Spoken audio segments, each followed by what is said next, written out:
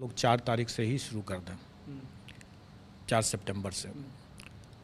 और ये document verification हमारा 11th 12th और 9th 10th और इसका होगा, और इसी में दिव्यांगजनों का भी हम लोग मेडिकल कराएंगे, क्योंकि इसके बिना हम परीक्षा फल नहीं दे सकते हैं।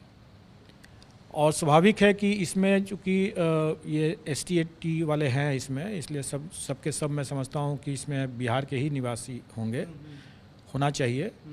और इसमें हम लोग उनको अपने गृह जिला में ही ये डॉक्यूमेंट वेरिफिकेशन की व्यवस्था करेंगे, ताकि उनको ज़्यादा इधर उधर भटकना न पड़े।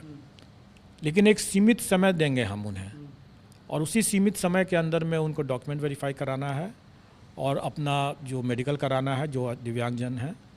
और अगर उसमें कोई मेडिकल में अगर उनको रेफ़र किया जाता है IGIMS में या किसी और हॉस्पिटल में, तो वहाँ उनको जा कर के इसको करवाना होगा, ताकि हम समय पर रहते हुए, मतलब मेरा मानना है कि 15 सितंबर तक अगर सब कुछ अपनी योजना के हिसाब से चलेगा अगर, तो 15 सितंबर तक इन लोगों का मैं परीक्षा फल देने की स्थिति में रहूँगा। और जहाँ तक प्राथमिक की बात है, वो मैंने पहले ही बताया कि उनका डॉक्यूमेंट वेरिफिकेशन भी हम लोग स्टार्ट कर देंगे, और लेकिन उसमें थोड़ा टाइम लगेगा। तब तक प्राथमिक के अलावे जितने लोग हम लोग कर चुके रहेंगे। तो प्राथमिक वाले में थोड़ा सा विलम्ब है, और विलम्ब का कारण एक तो यह है कि उनकी संख्या बहुत ज़्यादा है और उसमें हमें कई तरह की चेकिंग करनी है। और दूसरा जो BEd वर्सेस BTC का भी एक मुद्दा है।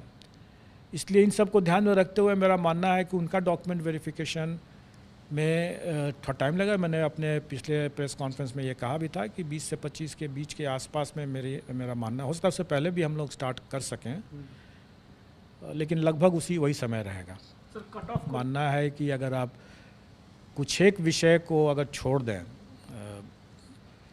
मैंने तो जो देखा है उसके हिसाब से 9th 10th में सिर्फ 4 विषय, और हायर सेकेंडरी में मतलब 11th 12th में सिर्फ 3 विषय को अगर छोड़ दें, मतलब कि 7 विषय को अगर छोड़ दें, तो बाकी किसी भी विषय में कट ऑफ के लिए चर्चा करना, विमर्श करना या उसके लिए परेशान होने की कोई ज़रूरत नहीं है। कोई ज़रूरत इसलिए नहीं है कि उसमें मैंने अपने ट्वीट के माध्यम से भी लोगों को एक तरह संकेत देने का कोशिश किया है। लोग उसका सही से नहीं समझ सके, तो फिर मैंने आज हिंदी में भी उसको स्पष्ट कर दिया है कि जो लोग इन 7 विषयों को छोड़ करके अन्य विषय के जो अभ्यर्थी हैं, अगर वो डिस्क्वालीफाई नहीं होते, मतलब अयोग्य नहीं हो जाते हैं, तो उनकी नियुक्ति उनका पक्का है, क्योंकि वैकेंसी है ज़्यादा और अभ्यर्थी कम है उसमें। लेकिन यही स्थिति बाकी में नहीं है। अब जहाँ तक बाकी जो 7 विषय बचते हैं इसमें, उसमें प्रतियोगिता तो रहेगी ही, और वो गेस करना मेरे लिए सही नहीं होगा वो बताना, क्योंकि मेरा मानना है कि सभी अभ्यर्थी अच्छे हैं और काफ़ी मेहनत करके आए हैं, तो स्वाभाविक है कि कट ऑफ भी अच्छा ही रहेगा। फिर अगर प्रश्न पत्र कहीं पर अगर कठिन आ भी गया अगर, तो भी इतनी बड़ी संख्या में कई अच्छे अभ्यर्थी होंगे, क्योंकि अगर प्राइमरी का भी अगर लिया जाए तो इतनी बड़ी संख्या में है, तो कट ऑफ मतलब अच्छा होगा। कितना होगा, ज़्यादा होगा, कम होगा, ये मैं नहीं बता सकता हूँ। पहला कि हमारे जो प्रावधान थे वो पहले से दिए हुए थे, जो सरकार की नियमावली में ही घोषित है कि NCT का जो भी होगा परामर्श, उस पर सरकार का जो भी निर्णय होगा वही लागू होगा। तो अगर वो परिवर्तित हो जाता है तो वो परिवर्तित हो ही जाएगा।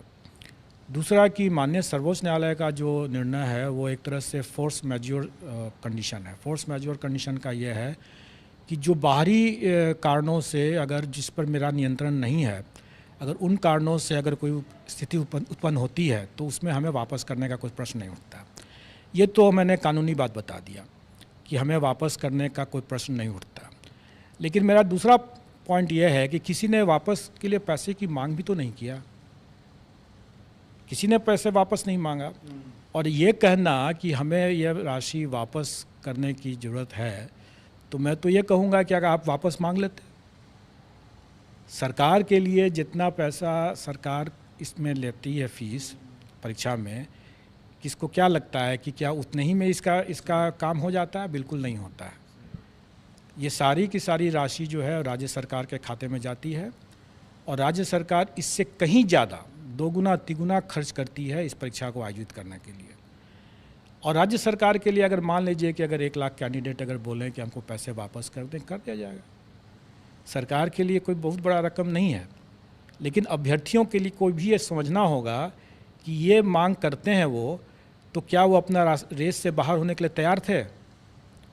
क्या वैसे बीएड अभ्यर्थी जो इस बात की मांग करते हैं, मीडिया पर मांग जरूर किए हैं, किसी ने ऐसे मांगा नहीं है पैसा, लेकिन अगर आप वो खुद भी सोचें, और मैं समझता हूँ कि उन्होंने खुद सोच ही लिया था और इसीलिए उन्होंने लिखित में मांग नहीं किया था कि अगर हम इस रेस से बाहर हो जाते हैं तो उनका सभी रास्ता बंद हो जाता है। फिर ऐसे तो रेस में हैं तो शायद कुछ संभावनाएं हैं। तो मैं समझता हूँ कि ये सिर्फ मीडिया के लिए उन लोगों ने ऐसी बातें किया और तरह तरह की अटकलबाजी करते रहते हैं, ये बहुत गलत है। और ऐसे चीज़ों को मैं आपको बता दूं कि ऐसे एक अभ्यर्थी के मामले में हम लोगों ने उससे कहा भी, हम लोगों ने देखा उसके इस तरह की मांग मीडिया पर आई, सरासर बीपीएससी को बदनाम करने की इस तरह की गलत सलत बात बोले। हम लोगों ने उसको नोटिस कर दिया और नोटिस में उसने रोते हुए उसने लिखित माफ़ीनामा दिया है। तो मैं सब लोगों से ये बात कहना चाहूँगा कि एक आप ऐसी कोई बातें न करें जो बाद में जा कर के आपको नुकसान पहुँच जाए।